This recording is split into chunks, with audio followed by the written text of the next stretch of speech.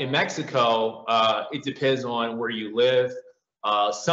There are a few parts that may have some internet speed challenges, but most of the country, you always have multiple options, and you always have various types of connections. Person can get fight. We even have in some parts of Mexico a fiber optic, so people can get speeds up to 75 megabytes download, which that's very fast, right? If you type in Google, like literally when you press enter, less than a second, it will already appear on the page. You know, Right. That's better than Comcast, man. yeah. Yes, I was pretty surprised. I was pretty surprised with the internet in Mexico. That's a bit more expensive, but they do offer it. And in other areas, they offer something called satellite internet. That's for areas that, you know, I guess the connections are harder to, the infrastructure is hard to build. And that's the only option. They get it from the sky, the satellite internet. So, but as we both can attest to, there are many of those options in the developing world, and we can still go about our business and do our work online and earn our U.S. income. Absolutely. And that's something else, Callan, if I can piggyback on that, on your point a little bit, man. I would, and you kind of pulling me out my comfort zone here, because you know how I feel about getting in grown for business. You know, I don't really be telling people what to do, but I'll say this: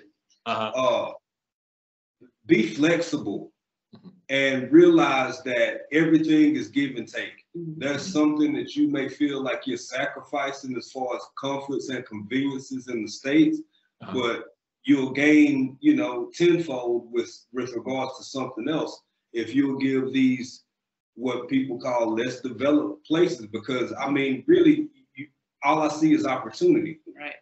Right. Yeah. All I see is opportunity. It's true. Yeah, it's interesting. Like, I understand why, you know, they use terms or they call it developing world. I understand on a broad level. I understand, but in many cases, you know, there's a lot of development in these cities. And for me, you know, if it was so underdeveloped, for example, I wouldn't live in Mexico, for example. So exactly. Right. Yeah. You're absolutely right, bro. And brother, I'm gonna say this too. Something that I appreciate and respect about you doing and the way you do it is something that we make a point to try and do ourselves. Now, we may reflect this energy in different ways, but I like the fact that you're showing people not only is it possible, but how you do it. We try to do the same thing because I really need my people. And when I say my people, yes, I'm talking about Black folk. I really need y'all to understand other people are taking advantage of this globe. I don't mean in a diabolical way. I mean, they're enjoying it.